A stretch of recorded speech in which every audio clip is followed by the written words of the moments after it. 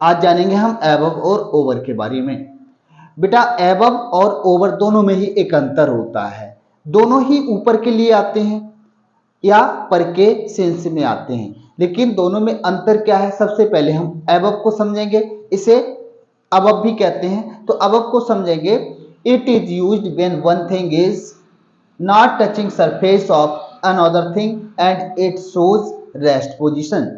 जब कोई चीज एक स्थिर अवस्था में हो लेकिन वो किसी दूसरे को सरफेस को छू ना रही हो, जब वो छूती नहीं है, जैसे ऑन में छू रही थी, सरफेस को एक दूसरे को ऐसे करके छू रही थी, लेकिन इसमें सिंबल यह है कि एक चीज है तो ऊपर ही, लेकिन जैसे ये मेरे हैंड हैं, अब हैंड दोनों एक दूसरे को टच नहीं कर रहे, ये हैंड एक दूसरे से अलग अलग हैं।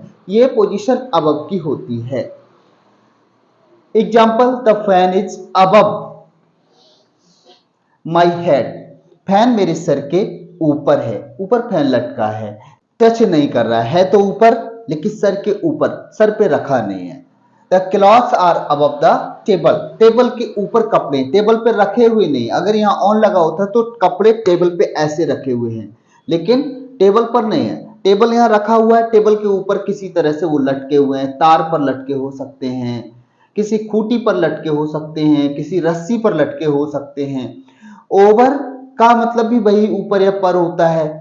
It is used when one thing is does not touch the surface of another thing.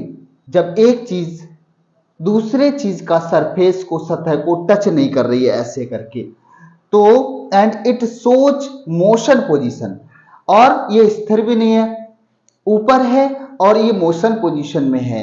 Motion position का मतलब है चलती फिरती रहना।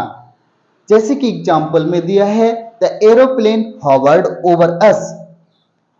हवाई जहाज मेरे ऊपर से गड़गड़ाकर गुजरा, ऐसे करके। ये मैं खड़ा हूं और ये मेरे ऊपर से हवाई जहाज ऐसे करके निकल गया। The clouds are floating over us. Clouds are floating over us का मतलब है बादल हमारे ऊपर तैर रहे हैं। बादल कैसे तैरते हैं? मान लीजिए आप यहाँ पर खड़े हैं, ये मेरा हाथ है और ये बादल है। बादल क्या होगा? ऐसे नहीं रुके रहेंगे, बादल ऐसे करके मोशन पोजीशन में रहते हैं, चलते रहेंगे किसी भी डायरेक्शन में। वो इधर को जा रहे हैं तो इधर को।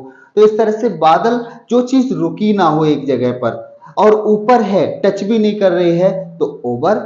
और जो चीज ऊपर है, टच नहीं कर रही लेकिन रुकी हुई अवस्था में है, तो अबव।